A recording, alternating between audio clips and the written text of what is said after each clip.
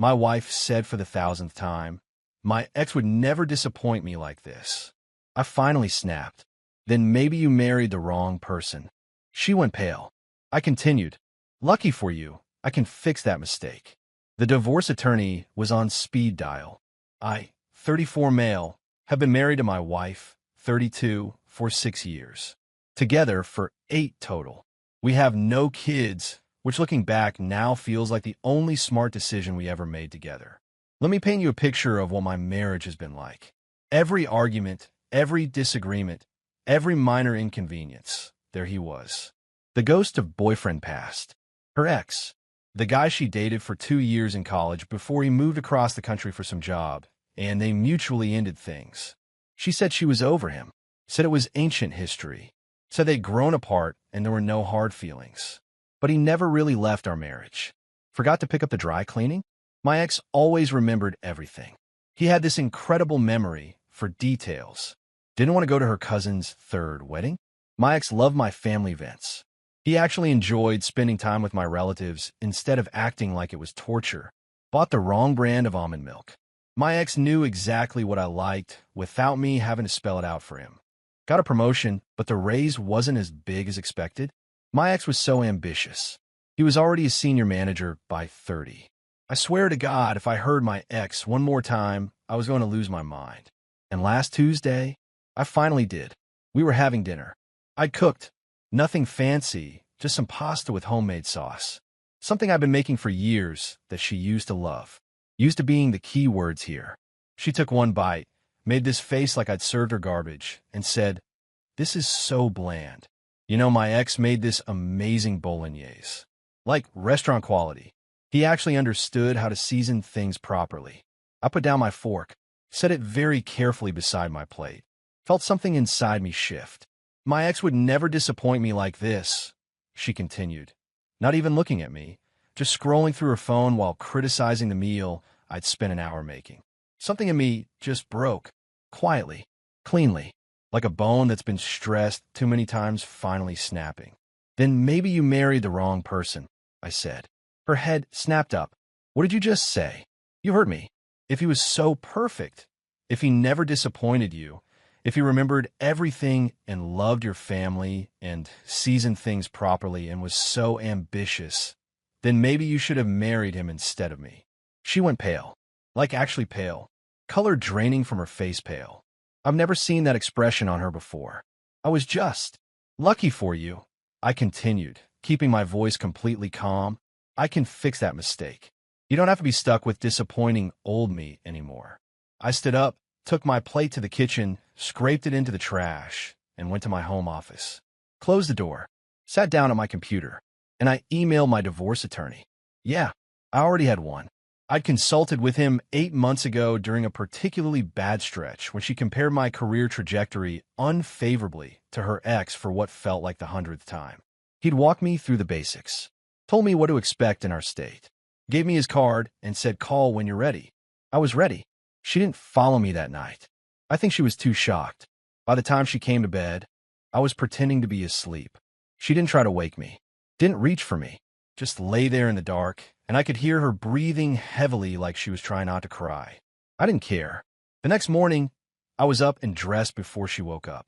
Left for work without saying goodbye. She texted me around 10 a.m. About last night. "I think we need to talk." I replied, "I agree. We should talk about the divorce process tonight." She called immediately. I declined and texted, "I'm at work. We can discuss tonight." She sent about 15 texts in rapid succession. I stopped reading after the first few. Something about how I was overreacting dramatically, and she didn't mean it like that, and I was being petty over nothing. Petty over nothing. After 6 years of being compared to some dude she dated for 24 months when she was 23 years old, I was being petty. I met with my attorney during lunch. Told him I wanted to proceed immediately. He outlined everything. Our state requires a separation period before divorce can be finalized. There's the matter of the house. We both own it. Both our names on the mortgage, division of assets, all that fun stuff. Here's the thing about our finances. We kept things mostly separate. She has her accounts, I have mine. We split the mortgage and bills proportionally based on income. I make about 40% more than her, so I've always paid the larger share. The house we bought together has appreciated nicely over the years. We'd both walk away with a decent chunk if we sold. I wasn't trying to screw her over. I just wanted out. Clean, fair, done.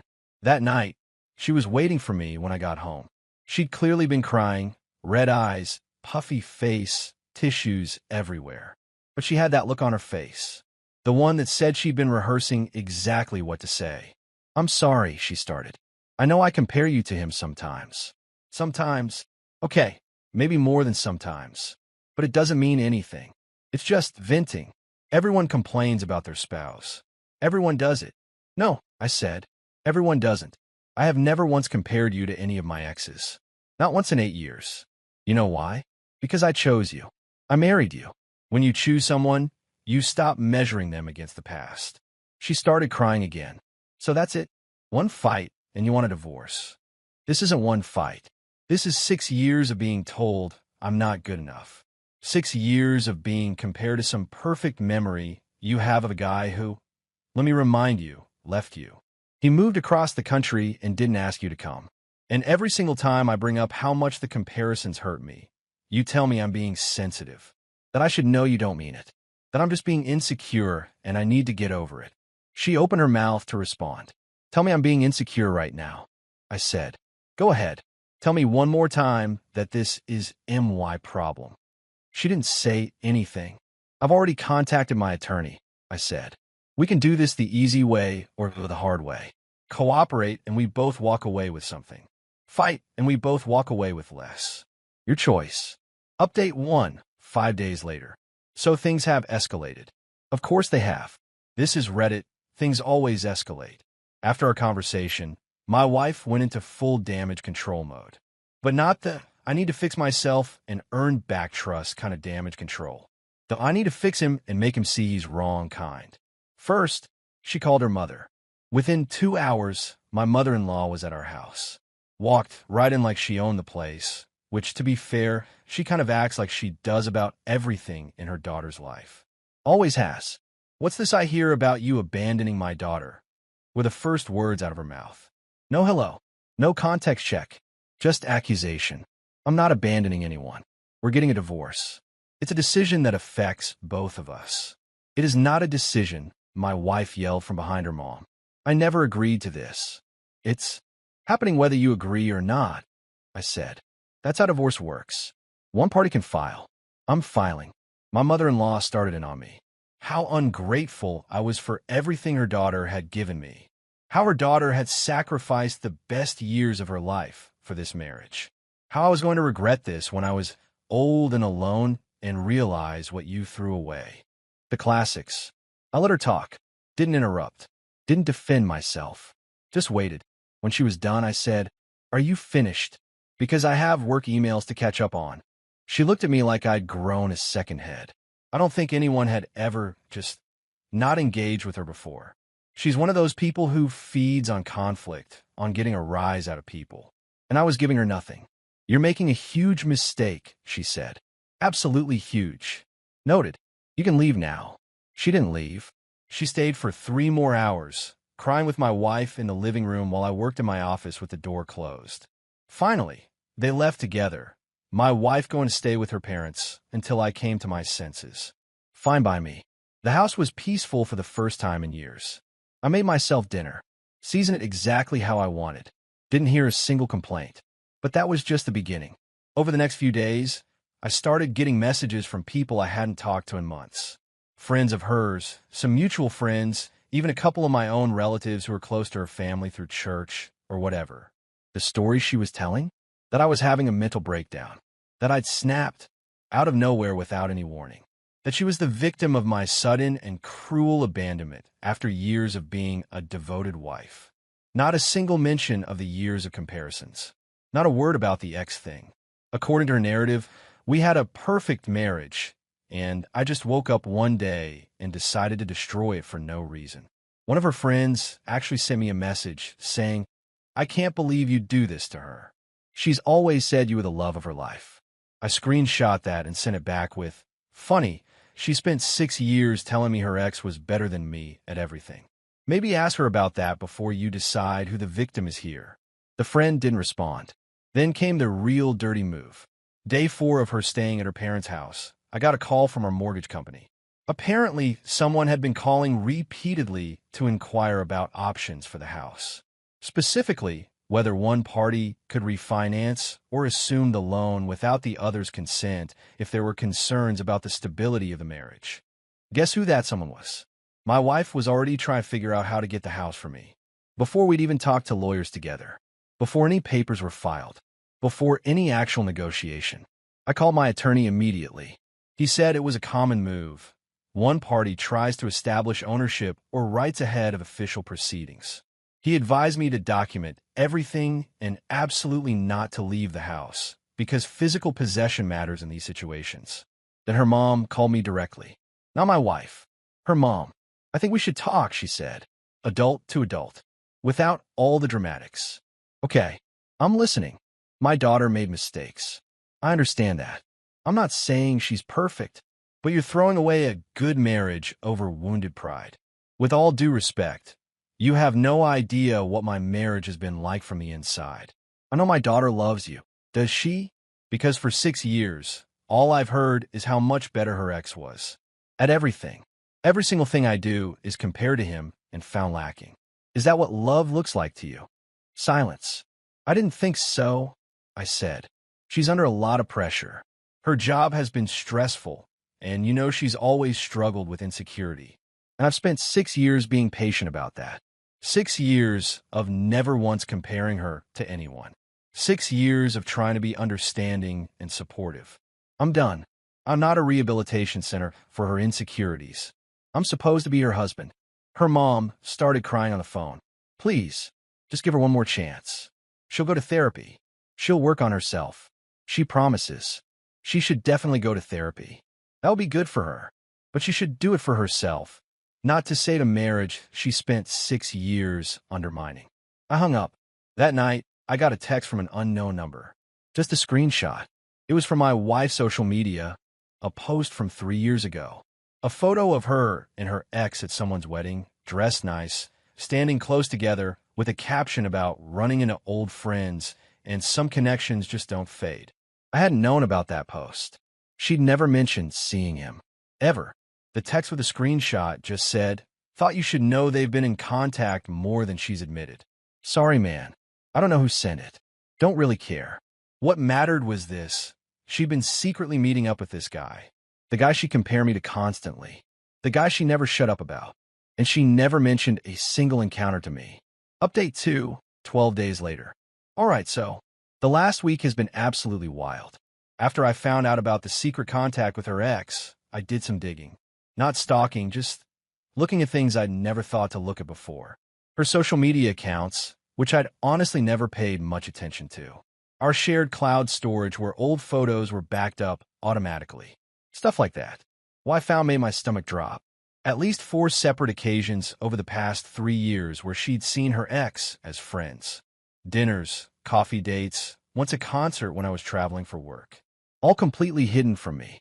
All arranged through messages she thought were private. Was it physical cheating? I don't know. Maybe not. Probably not. But emotional? The messages I could see fragments of were telling. Lots of, "I miss our conversations," and "You always got me in a way nobody else does," and "Sometimes I wonder what life would have looked like." I took screenshots of everything I could access.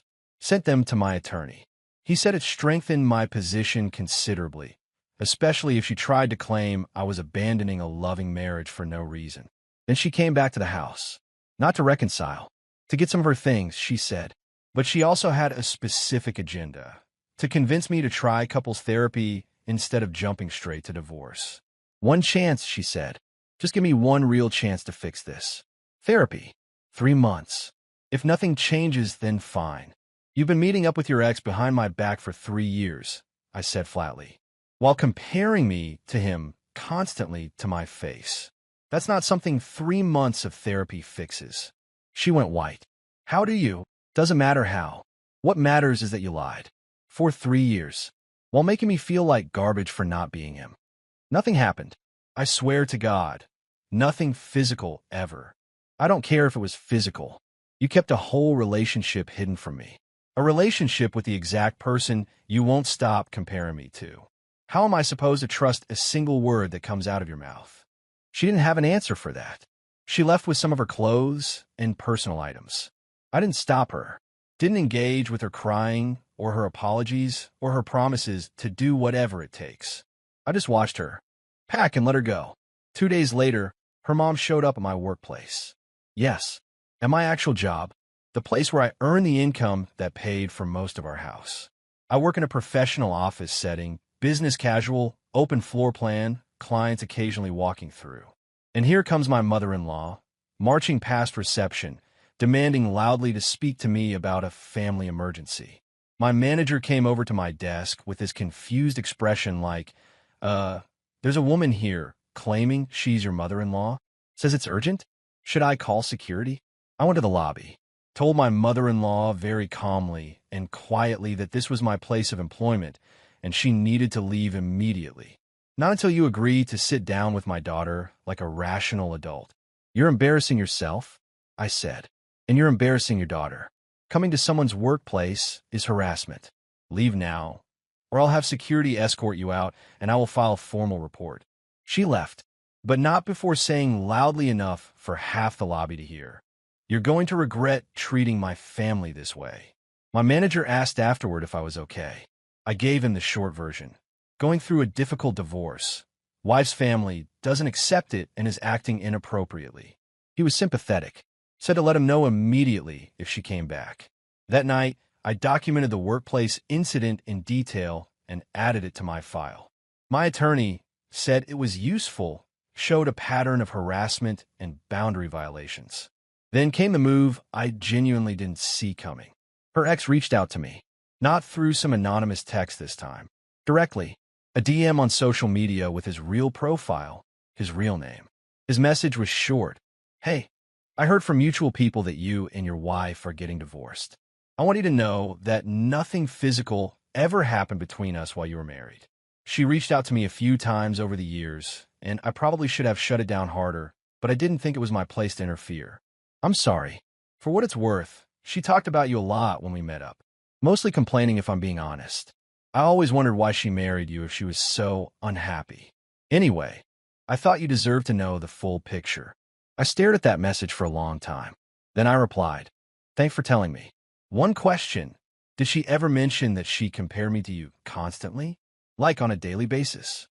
He replied, "Yeah, she brought that up a few times. Said it was her way of motivating you to be better, pushing you to improve." I told her straight up that was messed up and would backfire. She didn't want to hear it, motivating me by constantly telling me I wasn't good enough, by holding up her college boyfriend as the gold standard I could never reach. I screenshot that entire conversation, sent it to my attorney. Then I did something petty. I'll admit it freely. I forwarded that screenshot to my wife. No comment, no explanation, just a screenshot of her own ex calling her behavior messed up. She called me 16 times that night. I didn't answer a single one. Her final voicemail was just her sobbing saying he had no right to talk to you, and you're deliberately trying to turn everyone against me, and this is so unfair. The next day, I filed the divorce papers officially. Final update, 3 weeks later. So, it's done. Well, mostly done. The divorce is officially in process.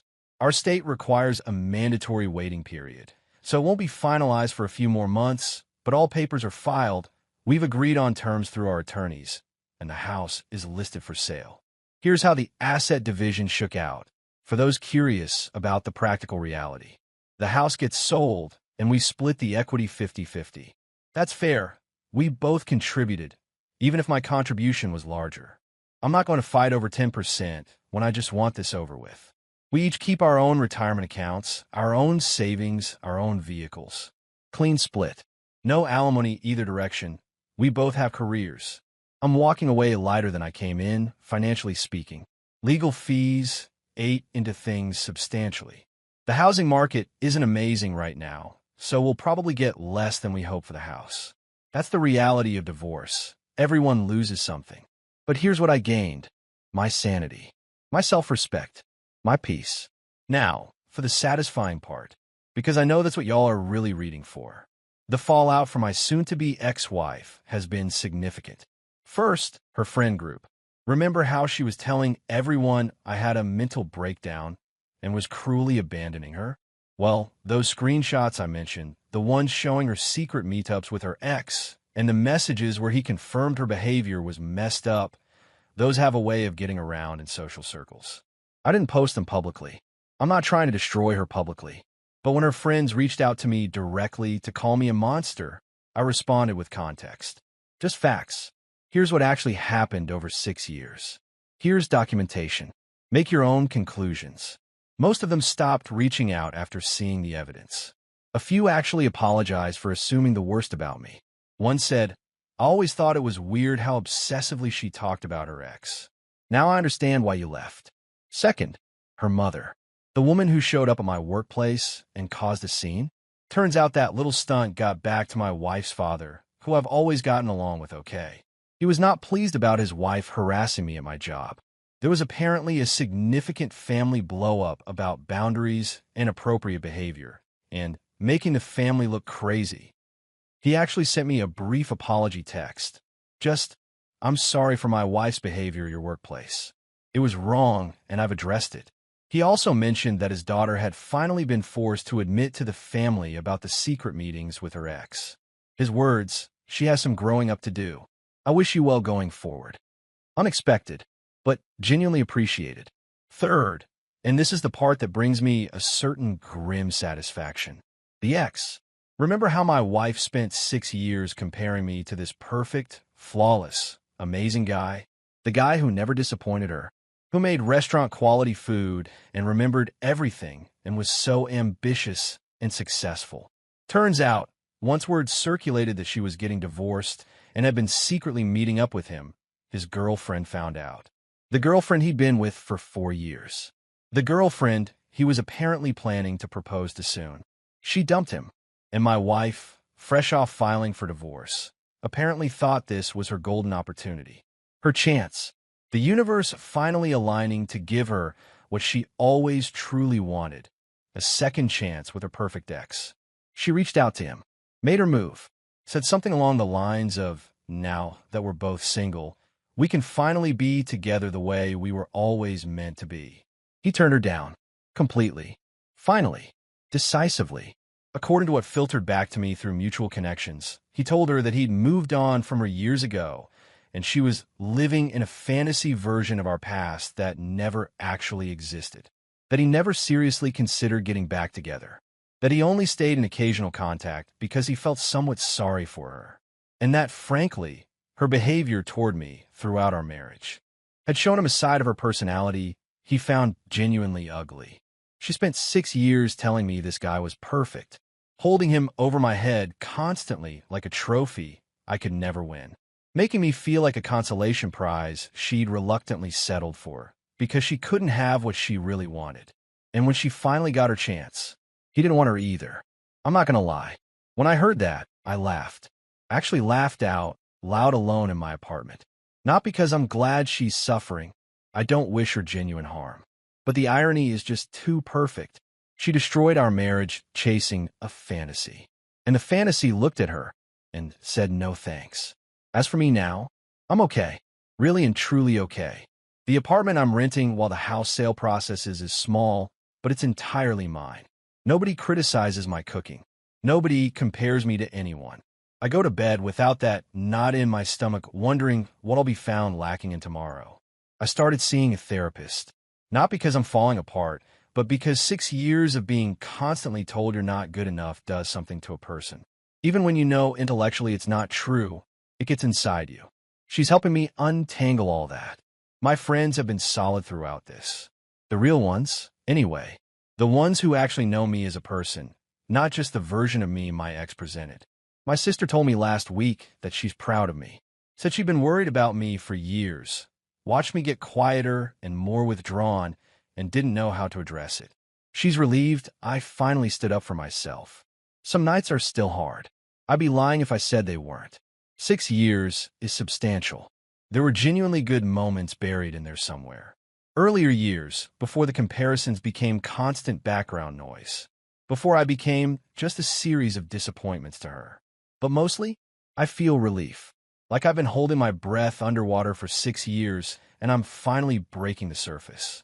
To anyone reading this in a similar situation, being constantly compared, constantly criticized, constantly made to feel insufficient, you don't have to stay. You're not obligated to be someone's emotional punching bag just because you made vows. Sometimes the healthiest thing you can do is walk away. And sometimes, if there's any justice, the person who made you feel so small discovers that the grass isn't greener elsewhere. It's just different grass. And nobody else is going to tolerate their nonsense forever either. The pasta I made myself last night was excellent, by the way. Perfectly seasoned. Thanks for listening.